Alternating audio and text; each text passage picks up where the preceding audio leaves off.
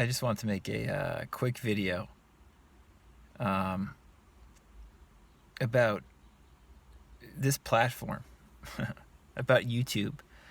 Um, I was very reticent to make videos on YouTube about this stuff. And the reason why is because YouTube, in my opinion, is a terrible place to learn about spirituality, and it's a terrible place to learn about the law of attraction.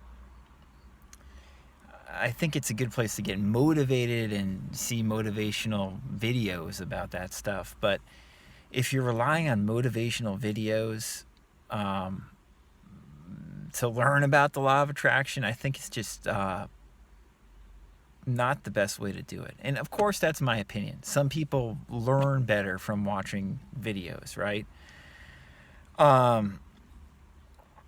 But I was very reticent to make YouTube videos about any of these things. I had some YouTube videos I did years ago, which were part of the Stop Being Serious video series, of me moving around, right, and acting funny. And video was a good way of showing what I was teaching.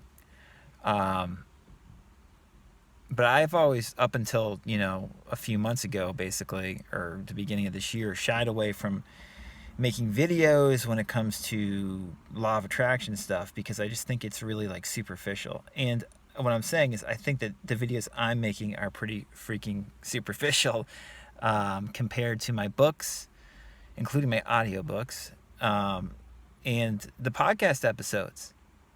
But it seems like more people are interested in seeing my face and hearing me just talk than learning about this stuff, on a deeper level, I would say, by reading what I've written or listening to podcast episodes.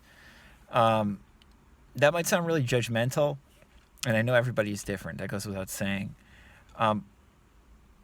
But I make this critical point because I think it's undervalued. Because I talk to people all the time who are watching YouTuber after YouTuber talk about the law of attraction.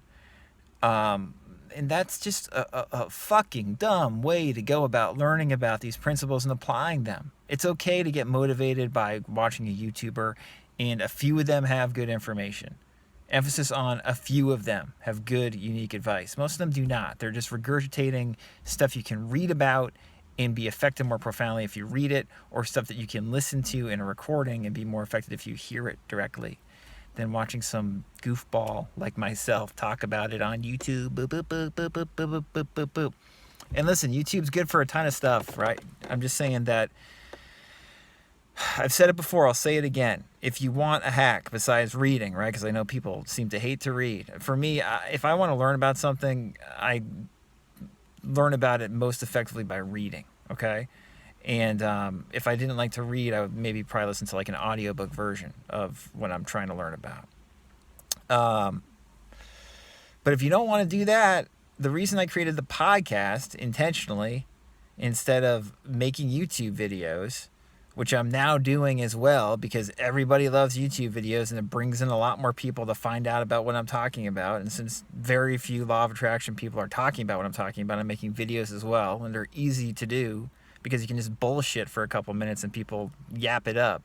But if you want to actually learn about these concepts on a deeper, in a deeper way, a good thing that I've tried to do is I have this podcast. Most episodes are like between 8 and 15 minutes long. I'll link to the bottom of this video with a link to the podcast. Go back and listen to the podcast from the beginning. I've said this before, I'm going to say it again. If you want like mini coaching sessions or mini historical sessions about different law of attraction teachers and ways to apply it effectively, my podcast supplies that to you. And I don't know a lot of other modern venues or YouTube channels, let's put it that way, that do that. My podcast is pretty unique in that way. Again, it doesn't mean I'm the best person to ever talk about this stuff or have the most unique things to say. It's just I lay out different approaches that are pragmatic and work in the podcast in a much more streamlined form if you want to educate yourself about it and educate yourself about it in a relaxed way. I do that much more effectively than I do when I make these freaking YouTube videos. I mean, these YouTube videos are just like, I mean, they're fun to do. They're easy. People dig them. So whatever, I'll keep on making them. But, yeah, if you go back, listen to the podcast from the beginning and, skip episodes that bore you, right? And that you don't resonate with. And, the audio quality gets better as the podcast goes along. But screw that. The audio quality doesn't matter. My vibe in the podcast is very consistent. And the teachers and teachings I'm talking about are fucking amazing. And it's going to make sense when you listen to, successive podcast episodes. It's going to make more sense than, checking in and watching my YouTube videos occasionally. So I was just doing that. Or read a book. Read some of my books. Read some of the classic books about the law of attraction. You don't have to read my stuff. Read the classic stuff. Read Coué. Read Neville. Read Joseph Murphy. Read H. Emily Cady. Read Catherine Ponder. Read Maxwell Maltz. I mean, that's it, I know it sounds like I'm bitching a lot on this video, and I think that's intentional, probably. YouTube's fun, but we want to hopefully get something that's more than just fun out of these principles, right? We want some kind of deeper fulfillment, and fun can be fulfilling in and of itself. But spirituality, feeling better more of the time, it can't just be something that's like, a hobby. It's got to go a little deeper than that.